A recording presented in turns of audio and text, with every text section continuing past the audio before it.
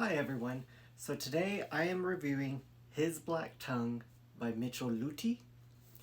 So I chose this book because I saw it all over TikTok and the TikTok reviewers were describing it as this Franciscan friar and his ward navigating through plague-ridden France.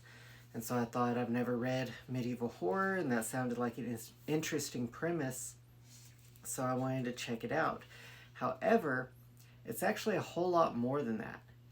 I don't know if they just didn't read the book or if they only read the first story, but at least in my version, there are 6 short stories, each one a different time period, each one a different type of horror.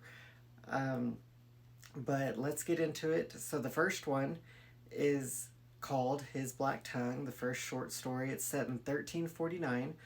This one is the Franciscan friar and his ward navigating from town to town through France while it's being ravaged by plague.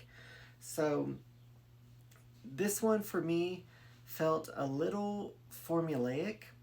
You know, you have the good versus evil. You have a demon. You know, it's kind of exorcism in the medieval period. It was a good story, but just for me, it just felt a little formulaic. Um, there is, you know, a couple of twists actually. It was still a really good story. It's just, you know, you can see it all coming. Now the second story, The Bone Fields. This one was my absolute favorite in the book. This one is a Viking voyage. These Vikings arrive on a mysterious island and they start disappearing. It is amazing. It scared me. It was really great. I really enjoyed it. It was my favorite out of the book. I don't want to give too much away, but yes, it is a really great read, and I definitely recommend it. Now, the third story, The Knights of the Non-Euclidian Table. So this one I was so surprised to see in here because it is a King Arthur tale. Now, I don't want to give too much away with these stories, so I'm trying to not spoil it for you. But yes, if you are a fan of, you know, Resident Evil or Silent Hill, that's definitely the vibes I got. But it is still like a King Arthur story wrapped up into a Silent Hill type vibe. It is dark. There are high stakes. It's a sense of, you know, everything is just lost. It is really great. I was very pleased with that, and I love everything King Arthur. So when I saw that this was kind of a retelling of his knights, I was just, you know, enamored by that. The fourth story is The Breeding Mound.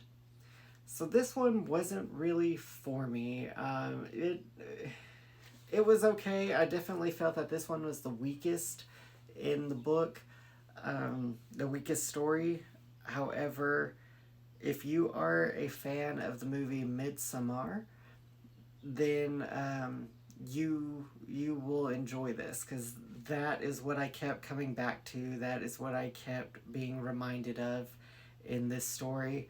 I didn't particularly enjoy that movie all too much, so reading this story, being reminded of that, yeah, it just wasn't a whole lot that I really enjoyed about that story. However, at least in this copy, the very last sentence of that story, it scared me. It gave me chills. And I think it actually pretty much made up for the rest of the story.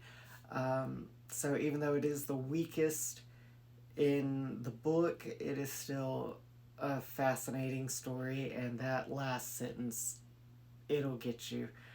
Um, the fifth one, Necropolis.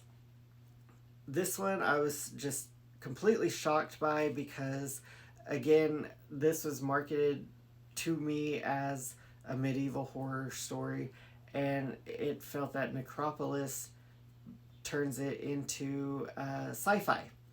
This story is more of a sci-fi story. It takes you eons um, away, and it's a tale about this keeper of a crypt. Again, don't want to spoil too much, but it still has the same dark themes, even though it is no longer medieval. It is um, set in the future. The darkness is still there. The mystery of what's gonna happen, what is happening, it is all still there. It is very strong. It is a well written story, and I still enjoyed it. Now, the final one, The Blessed Tomb or The Blessed Tomb, um, that one almost tied with The Bone Fields for first. It it is an amazing story. It is great. Again, it is no longer medieval. This one is a sci-fi. This one has spaceships. This one is set in a distant future, um, planet hopping. But The Blessed Tomb, to me, if I had to pick a movie that would kind of reminiscent of, I would say The Last Days on Mars, starring Liev Schreiber. Uh, you'll understand why. I mean, it is just a fascinating story. There's darkness. It's gritty.